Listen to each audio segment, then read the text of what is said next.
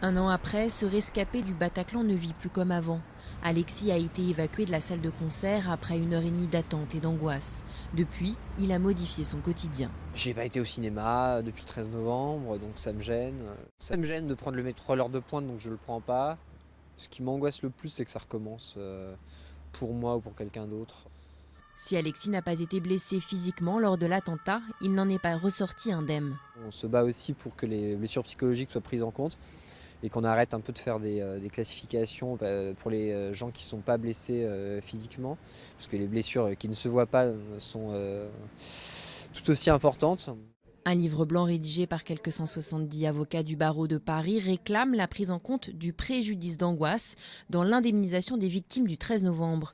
Un préjudice reconnu dans l'accident de car de Puyseguin qui avait fait 43 morts en octobre 2015.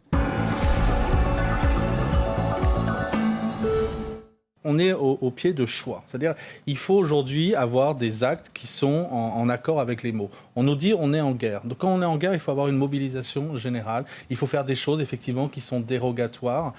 Il est insupportable de toujours avoir ce soupçon de dire voilà, ça va coûter cher au fonds de garantie. Vous savez, les catastrophes naturelles en 25 ans, c'est 25 milliards.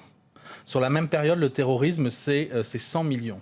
Donc à un moment, il va falloir aussi se dire pourquoi on arrive à prendre soin, à rembourser des frigos, des télés quand il y a une catastrophe naturelle, et pourquoi finalement on mégote sur des victimes de terrorisme.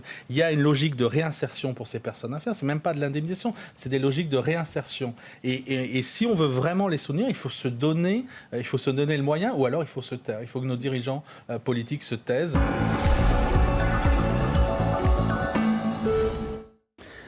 Il a tout essayé, Nicolas Sarkozy. D'abord, il m'a attaqué sur mon âge, ça n'a pas marché. Ensuite, il m'a attaqué sur l'identité heureuse, et les Français ont compris ce que je voulais dire.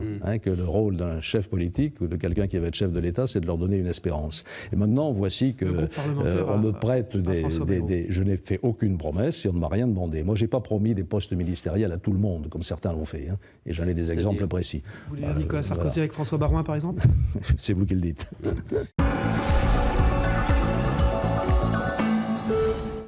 Le nombre de travailleurs détachés déclarés en France n'a jamais été aussi élevé. Près de 300 000 personnes, 3 300% de hausse depuis 2004. Le front d'une réforme par le haut est soutenu par plusieurs pays. L'Allemagne, la Belgique, l'Italie, les Pays-Bas et le Luxembourg, l'Espagne et les pays scandinaves. Mais l'opposition est forte. Dans les pays de l'Est, 11 pays, dont la Pologne, principal pays de départ des travailleurs détachés, la Roumanie ou encore la Hongrie, ont présenté un carton jaune à la Commission européenne, l'obligeant à revoir sa copie. En visite officielle à Varsovie, Myriam El Khomri, ministre du Travail, a donc tenté de convaincre son homologue polonaise, sans succès. Le texte doit, pour être validé, être adopté à la majorité qualifiée, une partie loin d'être gagnée. Ce qui s'est passé avec Trump, ce n'est pas que les sondages ont menti, c'est que les électeurs étaient pour partie masqués. Il y a eu des votes masqués pour deux raisons principales. Ceux qui ont voté Trump l'ont fait au dernier moment. Pourquoi? Ils ne l'ont pas dit toujours. Parce que, ça pouvait être honteux dans leur esprit de le dire. Et surtout, ils ont utilisé le vote comme une arme surprise. Ils ont voulu faire une attaque surprise contre ce qu'ils appellent l'establishment. C'est une partie de l'électorat qui n'a pas été observée par les photographes que sont les sondeurs.